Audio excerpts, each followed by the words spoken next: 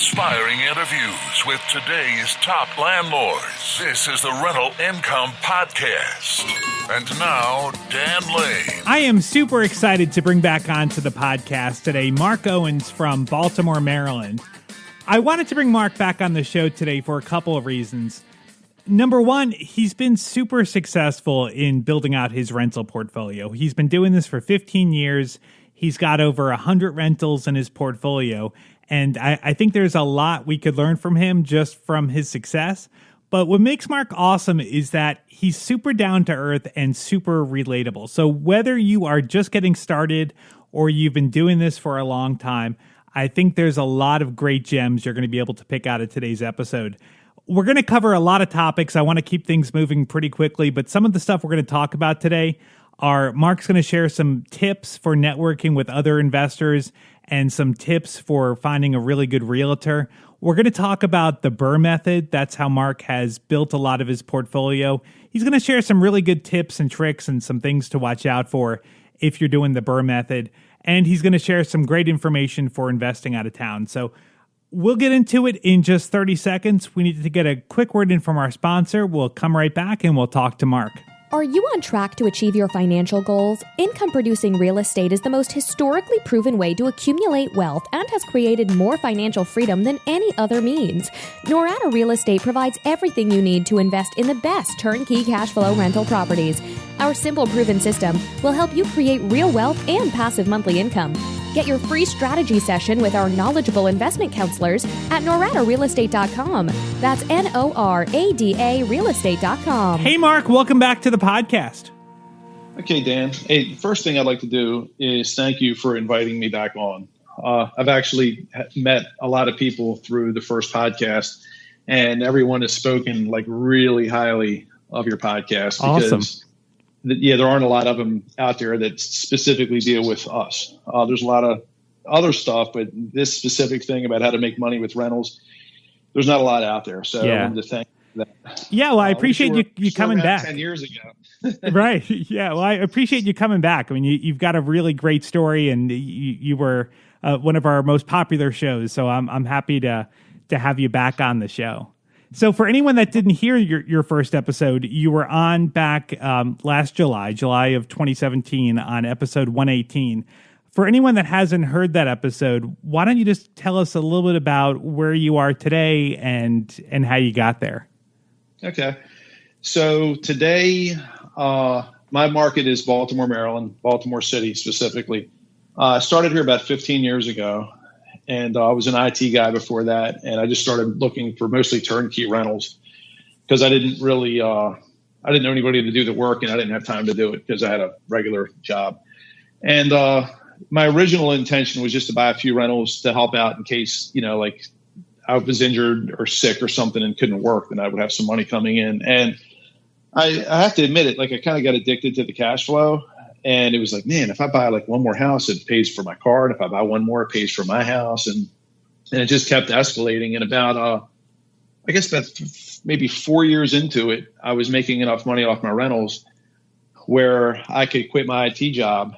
And I started wholesaling at that time to supplement my income. So I've been in this business about 15 years. And I guess I got out of the regular rat race and entered a different rat race about maybe 11 or 12 years ago. The new rat race is out looking for properties that cash flow. That's the new rat race that I'm in, but this is one that I actually like. And it's a whole different thing. I mean, you're not working 8 hours a day anymore. You work an hour or two a day, right? Yeah, pretty much. I'm kind of almost embarrassed to say it, but I mean, I'm in a position now where it's like, if you love what you're doing, do you consider it work? I mean, right. I don't know. It's not. It's definitely not. I mean, Monday mornings are my favorite part of the week. I love Monday mornings. Today it's a Monday and it's my favorite day of the week. So, That's awesome.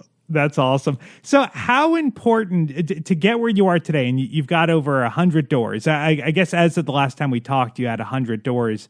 Have you bought anything new? Yeah. I keep saying I'm not going to buy anymore, and then I get bored and I buy another house. So I've picked up another, I think just one. Okay. And I'm actually putting in an offer this morning to do a retail rehab. I'm I would never do a podcast on retail rehabs because I'm really not that good at them. But I really, I have too much free time. So that's great. It's a great side hobby to do a retail rehab just here and there on the side. So now getting to where you are today, which is, I think, a place that a lot of our listeners strive to be at, how important were setting goals to accomplishing everything you've done? Man, it's funny that you say that because I've been stressing that a lot the past couple weeks with other people and with other, venues. Goals are like everything. I mean, if you don't have goals, then you're just going to kind of drift around and you might get there and you might not get there. Goals are really important to have something to work for. And I'm not saying create a goal like, okay, I want to have, 100,000 doors in 10 years. I'm talking about realistic goals that still challenge you. So would you say, like, set a goal for this year, I want to buy 2 properties? Or would you say it's better to maybe go further out, that over the next 5 years, I want to buy 20 houses? Like, what do you think is better? Personally, I think it's better to set a longer term goal and then break it down into shorter term goals. Your long term goal might be, I want to own 25 doors in 5 years. Okay, well, let's break that out. That's 5 doors a year. Okay, well, what can I do today to get my first door? I would definitely break it down. And then your goals can always change as if you get 10 doors your first year, you can say, okay, instead of shooting for 25, I'm going to shoot for 40. You can always change your goal as you get more information available to you. So if somebody say that they want to buy, say, 2 houses this year, like what's an important thing to figure out how you're going to get there? Because, I guess depending on how much money you have or how much time you have, it might be different. Like, so I guess everybody can get there, but how they get there might be different. Would you agree with that? 100%. I mean, when I meet with people that, are interested in getting into this business or taking it to the next level, the first question I have is, well, where do you want to be? Like, where do you want to be in a year or 2 or 5 years? And then the next question is, what tools do you have available right now to get you there? Specifically, how much money do you have available? How much time do you have available? And what does your credit look like? And if you've got if you have none of those, then you're probably in the wrong business. If you have one of the 3, you can work with that. If you have 2 of the 3, that's better. If you have all 3, then you're gold. You can take off much faster. So the first question that I would have is, what are your goals? And the second question is, what do you have available to get you there? Right. Okay. So if somebody, let's just take one, for example, like if somebody is maybe a busy professional, they have some money, but they maybe don't have the time to go out there and find deals and do everything else. Like, what would you recommend is a good way for them to get going? I would say turnkey and possibly partnering up with other people, but definitely they're going to probably want turnkey stuff. Where it's not going to require as much time. And again, like I said, this is a very specific to the individual type of thing, because if they're thinking, well, I'm just going to make up an example. Like if it's a professional, it's an attorney, and he's got $100,000 in the bank and he wants to buy rentals. If he's not concerned about buying, renovating, refinancing, and doing it again, if he's just thinking, well, I'm just going to spend this 100 and whatever happens, then they're going to have one set of options. If the guy's like, well, look, this is the only 100 I'm ever going to have, then you're going to want to try to milk that as much as you can, which means you're going to need to start buying stuff that you're going to renovate so you can refi out and get your money back. And that's a whole different, because that's going to require a lot more time. Right. Yeah. And I guess that's the thing that's, I think, hard for new people to wrap their head around is there's so many different ways that you can do rentals. Like there's not one set way that here's what you do. And I think maybe that's what people are looking for, is a blueprint of do this, take this step, then do this step and do this step. But it's going to be different depending on what you have to bring to the table. Well, it can drive you crazy. I mean, personally, I love that, but I don't know if they have Baskin-Robbins all over the United States, but some people can go into Baskin-Robbins and spend a half hour trying to figure out which flavor ice cream they're getting. Right. And then some people just go in and say, I would just want chocolate. I'm not going to sit here and waste my time trying to make, I think Mark Zuckerberg wears a gray t-shirt every day. So he doesn't have to spend his time trying to figure out which shirt to wear. Right. So for that's where the advice that I have for people a lot of times is find somebody else that knows what they're doing, that's been doing it for a while, and sit down and just talk to them. Go out to lunch with them, explain to them where you're at, where you want to be. And maybe somebody that's gone ahead of you can help you, chart the path to which you would consider your own personal success. Yeah. Yeah. That is, I think, really good advice, because there's no need to reinvent the wheel. Like, people have reached financial freedom, people have bought rental properties, and you just have to figure out what they've done and just do it. Right. Sure. And there are a lot of options. I mean, and it could be overwhelming to somebody that doesn't understand the business. Mm-hmm. And each option that you pick is going to have its own separate, set of circumstances that are going to, possibly change in the future. Like, I get people that call me all the time and they say, "Hey, Mark, I want to buy this house and, renovate it. I'm going to put $30,000 in it, and I want to refi out, like maybe 8 or 9 months from now after I get a tenant. Which bank should I call?" Mm-hmm. I don't know. Right. I mean, the banks that are doing it today probably aren't going to be doing it in 8 or 9 months.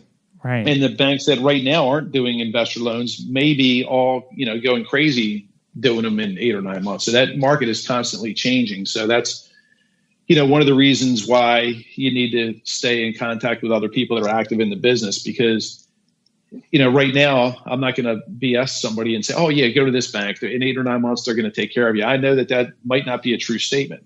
Mm-hmm. So you really want to stay current. And the way you do that is just by talking to other people that are actually doing it.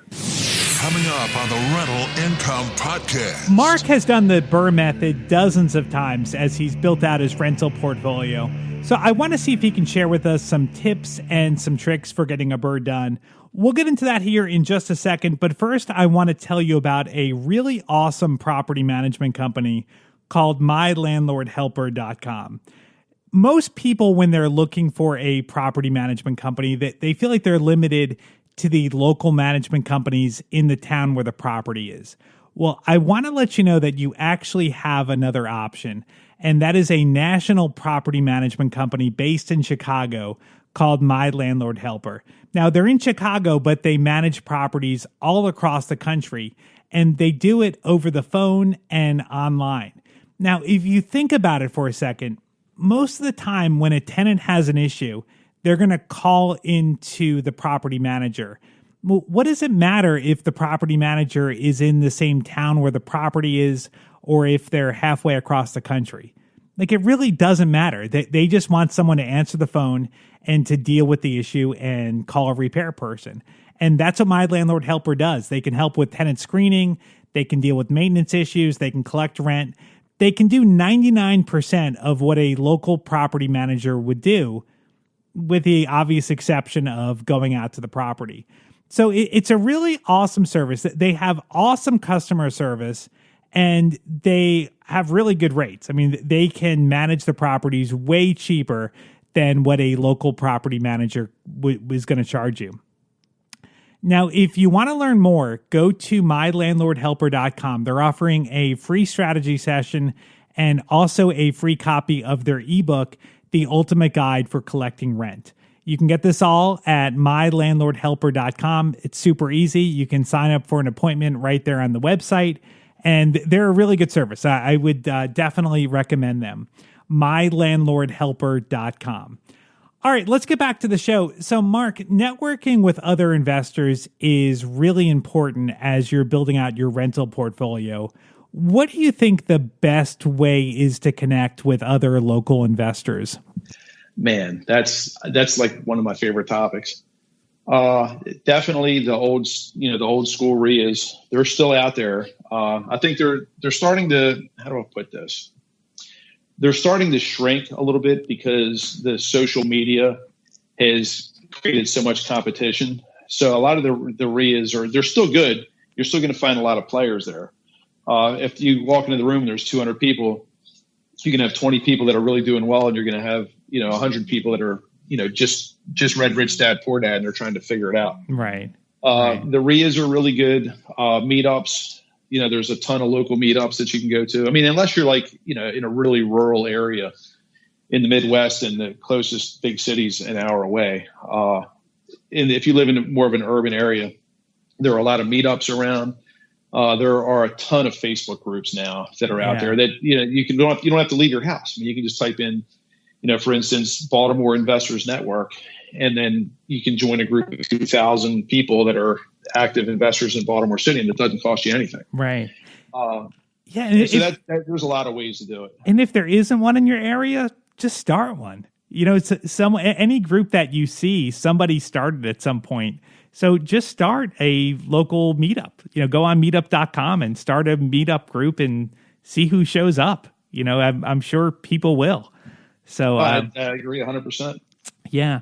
So let's talk about the BRRRR method. You mentioned that a little bit earlier, and the BRRRR method is how you've built a large part of your portfolio, right? Yeah, it is. Yeah. Yep. So I was doing it before I ever heard of the BRRRR method. I thought I discovered it all by myself, and then I found out that other people were doing it. For anyone that doesn't know what the BRRRR method is, can you explain it real quick? Sure. You want to look for a property. I'm going to make up some numbers that are going to be like real simple to follow. You're going to look for a property, for example, that has an after repair value and ARV of $100,000. And then you're going to want to buy something that needs a bunch of work, and you're going to fix it up. And then you're going to hopefully be all in at 70% of the after repair value or the ARV. So I'm just going to give you like a higher level overview. The B in BRRRR stands for buy, then renovate, refi, repeat. That's my version anyway. Yep. So you want to buy something that needs some work, because that's how you're going to get your equity. So if you buy a house, for example, for $40,000 and you put 25 in it, that adds up to 65. And then you've got 5,000 maybe for closing costs and holding costs. That adds up to 70,000. So you buy it for 40, you put 25 in it, maybe a new kitchen, carpet, paint, miscellaneous repairs. You throw a tenant in there, for example, paying, $1,300 a month rent. Then you contact one of your local banks and say, hey, I want to, put a note or a mortgage on this property or do a refi if you're using hard money. Then they're going to appraise it. And if it appraises at 100, which is what your hopes are, and they'll do a 70% LTV, it'll give you $70,000 back. So if you're able to do that, then you're able to get all your money back or close to it. So you've basically just created equity out of thin air at that point. Well, you can say thin air, or you can say sweat equity. Yeah, right. Okay. Sweat and blood equity are going to be more likely the way that you do it. Now, when you're doing this, are there any gotchas? Like, is there anything that the bank might ask you for that maybe you should prepare for up front to make sure you have the documentation that they're going to want, or they may ask for?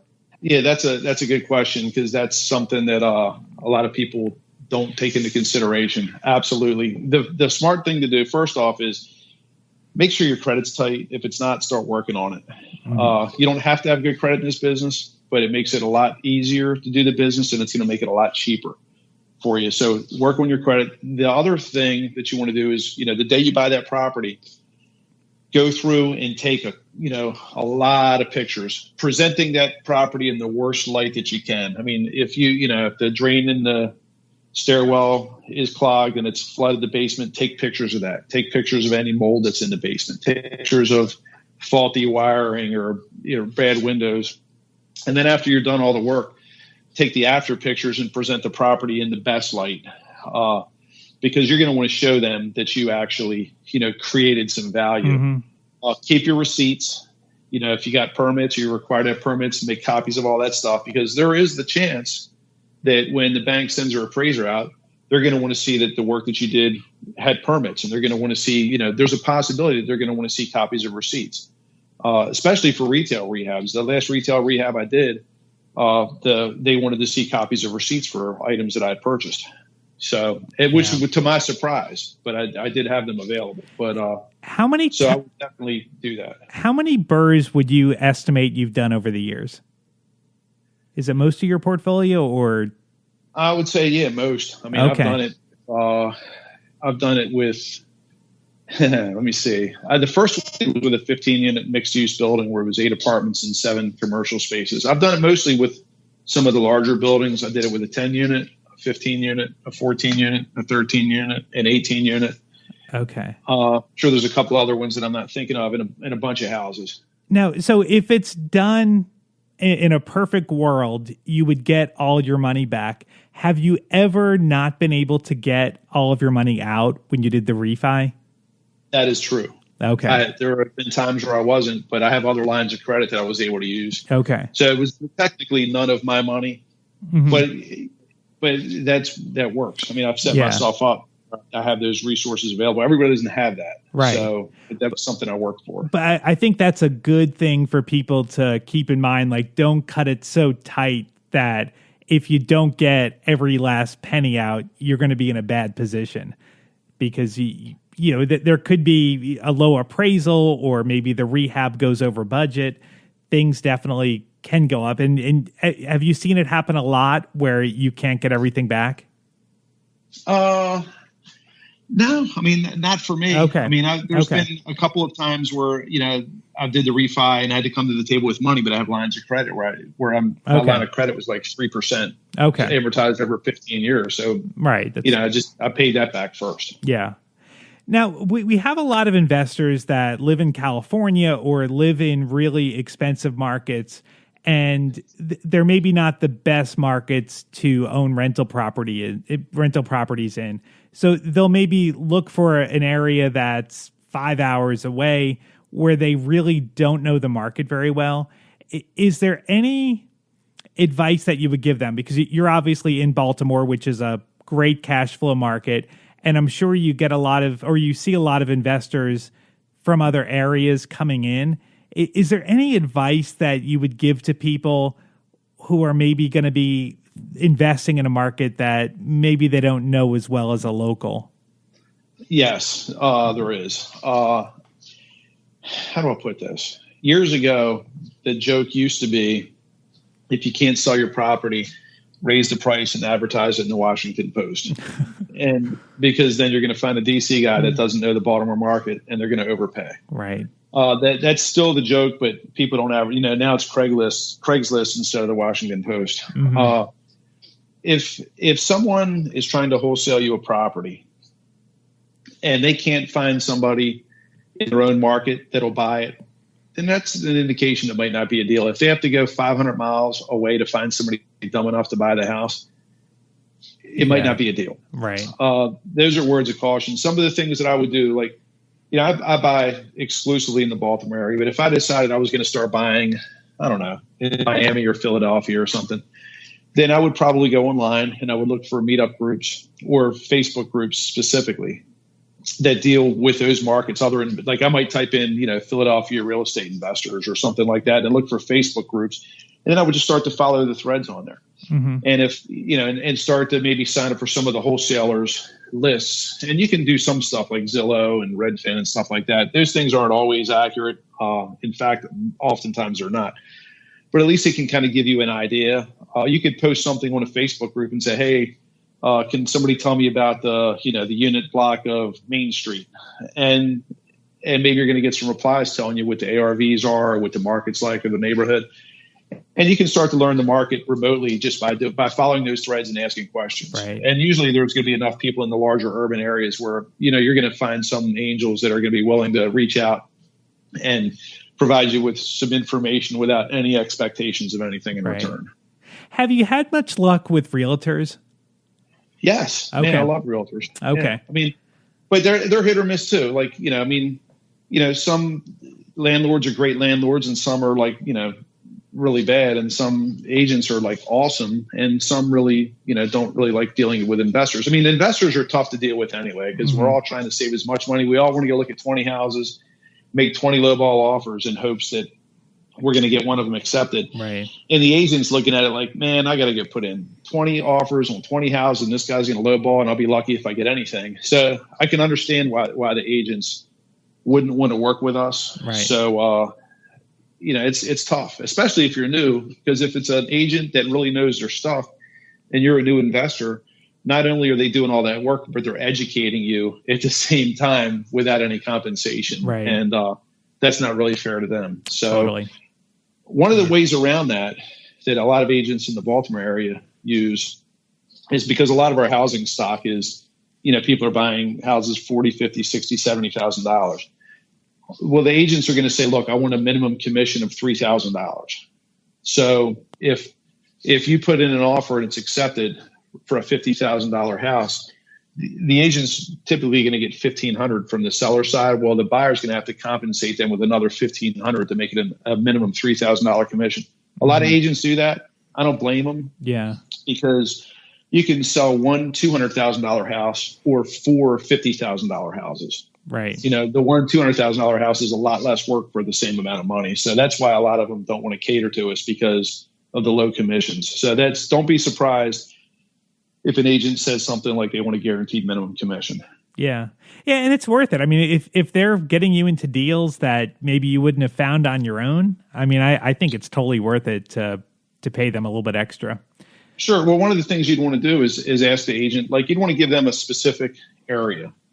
Like, for instance, the zip code in Baltimore, maybe 21206. You'd say, hey, listen, I want you to set me up with an auto search for everything that happens in 2106 or 21206. So you're going to see everything that gets listed, everything that goes under contract, and everything that sells. That's one way you can learn your market. And you can do that if you live in California. You can learn a Baltimore market by hooking up with a realtor that's going to set you up with an auto search. Totally. Well, Mark, thank you so much for coming back on the show. This has been a great conversation. Tell us about your coaching program. Yeah, people can just go to my website, Owens.com, to get information about it. Okay. There's also a link to a Facebook group that they can go to that I run that has a lot of content on it, mostly video, kind of like Facebook Live things at different properties and stuff like that. And it's free. I mean, all that stuff they can look at. The information's free. If people want me, I provide as much information as I can at no cost. Yeah. If people want me specifically to work with them, now you're taking my time, and my time's my most valuable asset. So the information's free, but if people want me to work with them, they're paying for my time. Definitely check it out. MarkOwens.com is his website. And if you feel like you need some one-on-one help, I think Mark would be a great mentor to help you out and get you going in the right direction. Mark, thank you so much for your time. I really appreciate you coming back on the podcast. Hey, Dan, thanks again. Really, thanks again. You're providing a ton of value to people that it's just another fantastic resource where people can get unfiltered, uncensored content, and hopefully it adds to their learning. So I appreciate all that you're doing. Awesome. Well, thank you so much. And I appreciate you coming on the show. If you missed Mark's contact information, I will put it on my website. You can look it up at rentalincomepodcast.com/episode 143. Thank you so much for subscribing to the podcast. We'll be back with a new episode next Tuesday. My name is Dan Lane, and this has been the Rental Income Podcast.